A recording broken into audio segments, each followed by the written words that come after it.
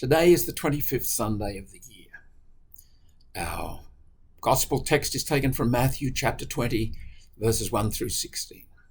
Another one of Matthew's parables of the kingdom. It's about the labourers chosen to go into the vineyard, some at 9 a.m., some at 12 noon, some at 3 p.m., some at 5 p.m., etc. Before we reflect on the parable, let me say something generally about the parables. Sometimes we read the sacred scriptures, especially the parables, and we're intent on finding some kind of behavioral guidance, some kind of answers, some kind of solutions, maybe strategies for projects, how to live the Christian life. I think that is not the best way to approach the parables. I think the parables are open-ended stories that appeal to the imagination. We must let go of our expectations, allow the dynamics of the story to take us where we will, to listen with the ear of the heart, so that we encounter the living God, not our expectations. So, the kingdom of heaven, the kingdom of God, the kingdom which Jesus is proclaiming, is like a landowner who went into the marketplace of the world, the toing and froing of humanity, where people encounter each other, where love and hatred, winning and losing, are part of every day. The landowner goes out not only once, not twice, but several times, starting at the beginning of the day and ending at the 11th hour, 5 p.m.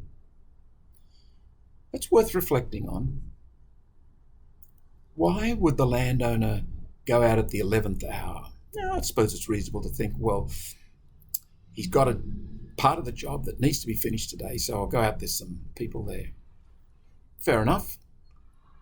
Another possibility that's just as reasonable is that each time he's gone to the marketplace, he's seen these human beings, very vulnerable, waiting to be invited to work.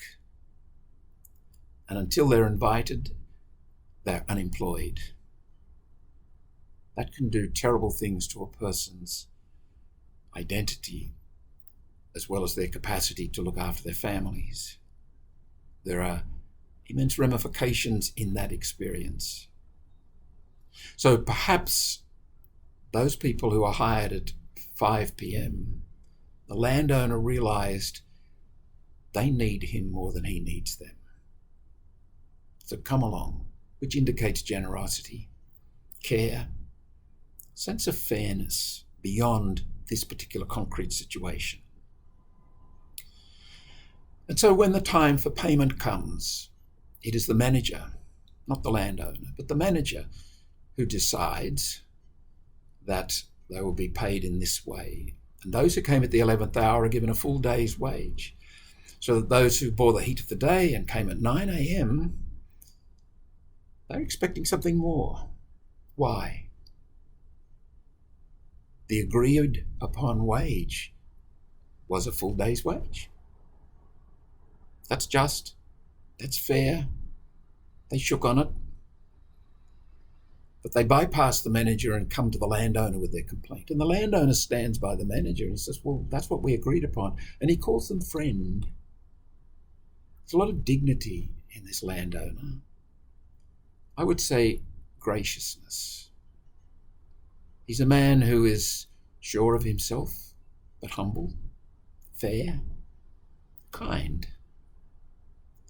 And he points out to these complainants, or suggests to them, that maybe, just maybe, the reason for their complaint is not something that he, the landowner, has or has not done, but something the labourers have done to themselves. That in their envious comparisons with others, namely those who came at the 11th hour, they've actually created a jail for themselves. They've trapped themselves in this situation whereby they expect certain outcomes and they don't get those certain outcomes, so they're resentful and they're angry and their lives are interrupted. Why? Because the landowner has interrupted them? No. They've set up a situation where they've brought it on themselves. They are the victims of themselves. They have no right to demand what they're demanding. Imagine you are amongst the labourers. It's probably easiest to imagine that you're one of those disgruntled complainants.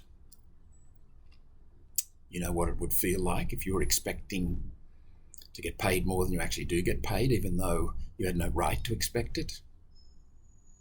How many of us get caught up in envious comparisons? How many of us trap ourselves in expectations that are of our own making and have no relationship whatsoever to do with reality or fairness or justice or goodness or truth? What if you were one of the labourers who was given the job at the 11th hour, so you barely did an hour's work, and you get paid a full day's wage? I think you'd be cock-a-hoop. I think you'd be very, very happy. Would your response go so deep as to be simply grateful? Would you perhaps catch something of this gracious landowner's attitude to life? That life is gift, that nothing worthwhile is achieved by us, but it is given to us. In the end, all is grace. So summarising the four themes that, and there could be many other themes, but these are four that I find emerging. Ordinariness.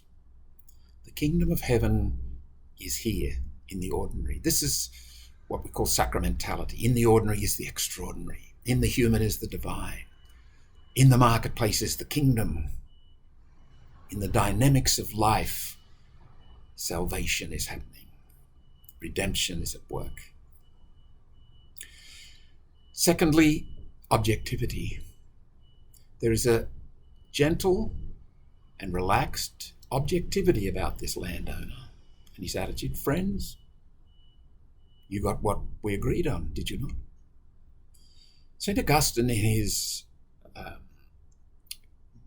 monumental work on the two cities, says peace is the tranquility of order. When we've encountered the order, not the order that we make, but rather the order of things, in things, that we discover God's way, there is an assurance, there is peace. By way of contrast to that is the other theme that emerged, and that is with comparing ourselves with others and generating expectations of life that are unreal, and imposing our expectations on others and blaming others because our unreal expectations haven't been met. We are victims of ourselves. Sometimes life is very tough, very demanding. This sort of victimology attitude can arise as an escape, sort of a fig leaf like Adam and Eve hid from God. Finally, the theme of graciousness arises. The gracious person is grateful, has a certain grace and graced quality about their presence. These kinds of themes and many others can emerge from this parable.